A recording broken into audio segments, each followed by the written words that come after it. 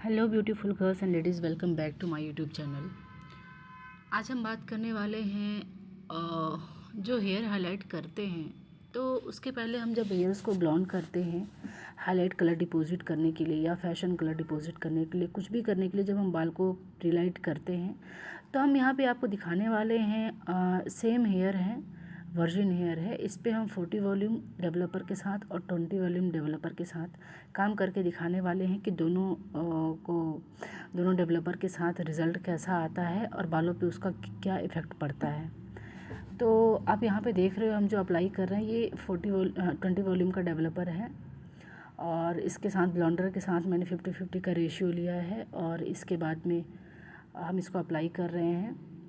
जब आप अप्लाई करते हो ना ब्लॉन्डर को या कलर को, किसी भी ऐसे प्रोडक्ट को, केमिकल प्रोडक्ट को, तो आप ध्यान से देखिए कि ब्रश को आपको हमेशा इस तरीके से जिगजैग स्टाइल में ही आपको अप्लाई करना है, ताकि जो हेयर के क्यूटिकल्स होते हैं ना वो ओपन हो जाए।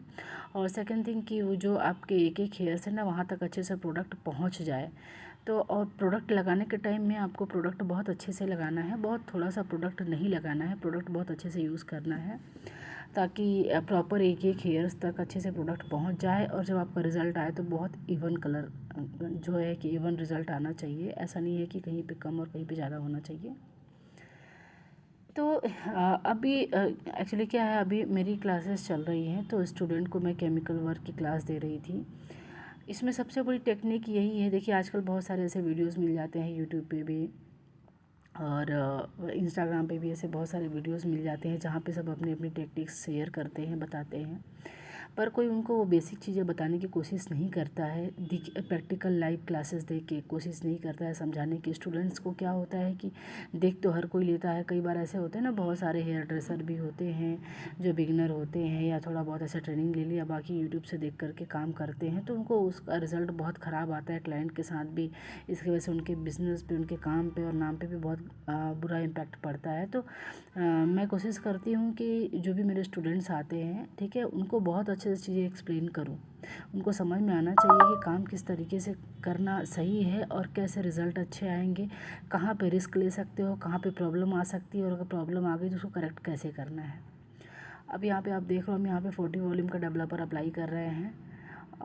यहाँ पे भी जो हेयर्स है ना वो दोनों की सेम क्वालिटी है, हम दोनों पे सेम टाइम भी रखेंगे।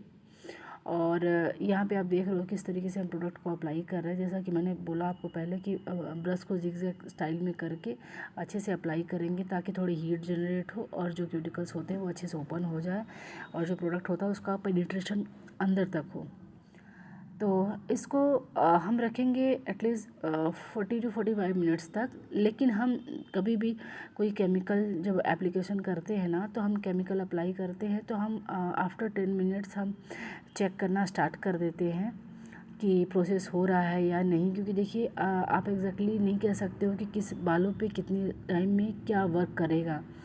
तो इसलिए हम रिस्क नहीं ले सकते। आप भी जब कभी कोई काम करते हो, या तो प्रीलाइट करते हो बालों को या कोई chemical work like smoothening, straightening करते हो, तो आपको बालों को बीच बीच में चेक करते रहना है। बालों को ऐसे छोड़ नहीं देना है, आपको फॉइल को ओपन करके बीच बीच में चेक करना है। अगर आपको लगता है कि प्रोसेस हो रहा है तो आप वेट कर सकते हो, और अगर आपको लग रहा है कि प्रोसेस हो गया है, कंप्लीट हो गया है, तो जिस फॉइल का प्रोसेस कंप्लीट हो जाएगा आप उस फॉइल को ओपन करके उसको वॉश कर सकते हो या फिर वाटर स्प्रे करके प्रोसेस को हल्का कर सकते हो, ठीक है। अब इसके बाद में देखिए हमने दोनों को, ये जो भी अब मैं ब्रश कर रही हूँ ना, ये 20 वॉल्यूम से किया हुआ है मैंने। अब इसको ड्राई कर रहे हैं, ठीक है, और वो जो आपने देखा जो ऑलरेडी ड्राई करके रखा हुआ है हमने, वो 40 वॉल्यूम का है।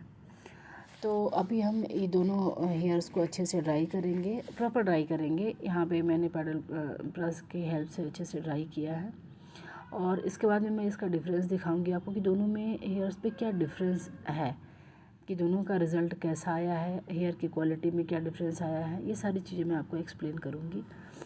तो जब हमने सेम टाइम पे रखा ना, तो शायद थोड़ा बहुत, मतलब एक शेड का, डेफिनेटली एक शेड का डिफरेंस तो है, क्योंकि जो 40 वॉल्यूम है वो कलर को ज़्यादा लिफ्ट करता है और थोड़ा फास्ट करता है। 20 वॉल्यूम जो है वो थोड़ा स्लो करता है, लेकिन रिज़ल्ट आपको मिल जाएगा वैसे ही। आप देख रहे हो कि थोड़ा सा डिफरेंस है दोनों में, एक शेड का डिफरेंस है, लेकिन यहाँ पे सबसे जो मेजर बात है ना वो नोटिस करने वाली ये है कि आप देख रहे हो जो 20 वॉल्यूम हमने यूज़ किया है ना, यहाँ पे बाल बहुत सेफ़ है, बालों को कोई नुकसान नहीं पहुँचा है। लेकिन जो 40 वॉल्यूम हमने यूज़ किया है ना, इससे बाल बहुत फ्रिजी हो गए हैं, ड्राई हो गए और बाल डैमेज दिख रहे हैं।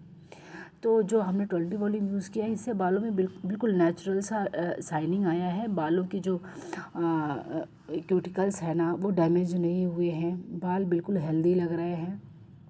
और अगर केमिकल वर्क करने के बाद, हाईलाइट करने के बावजूद भी आपके बाल हेल्दी हैं तो इससे अच्छी बात कुछ हो ही नहीं सकती है।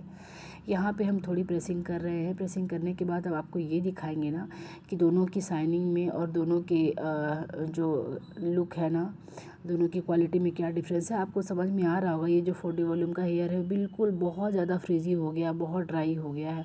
और वहीं पे जो 20 वॉल्यूम का हेयर है ना वो बहुत हेल्दी लग रहा है, कुछ भी उसमें प्रॉब्लम नहीं दिख रही है।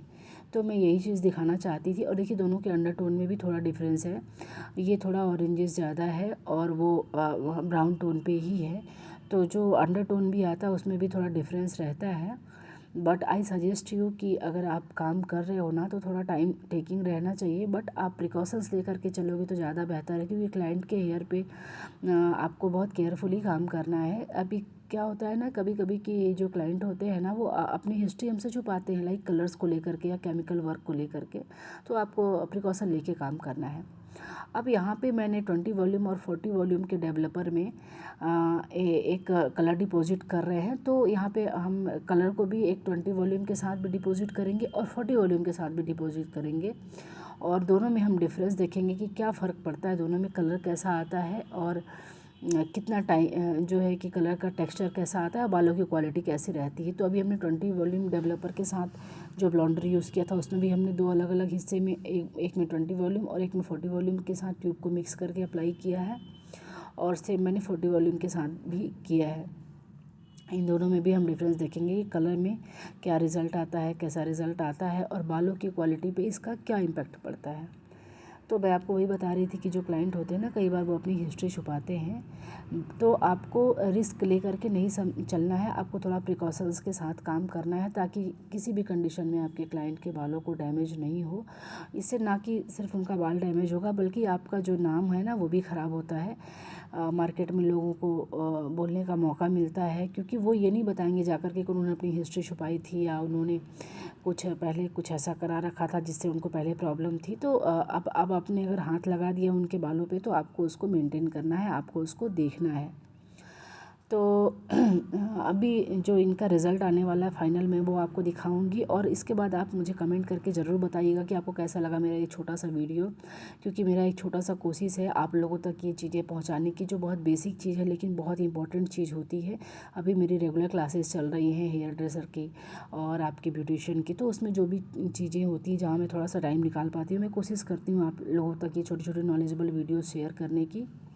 तो कैसा लगा मेरा ये वीडियो मुझे आप कमेंट करके ज़रूर बताइएगा।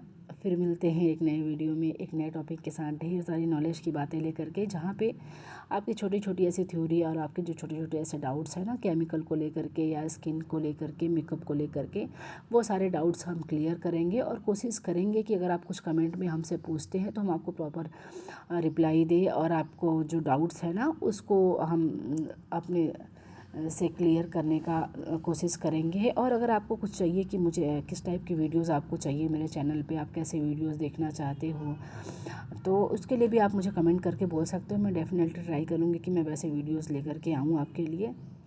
तो आज के लिए बस इतना ही, फिर मिलते हैं एक नई वीडियो में एक नए टॉपिक के साथ, ढेर सारी नॉलेज की बातें लेकर के। तब तक अपना ख्याल रखिएगा। Bye bye, thank you.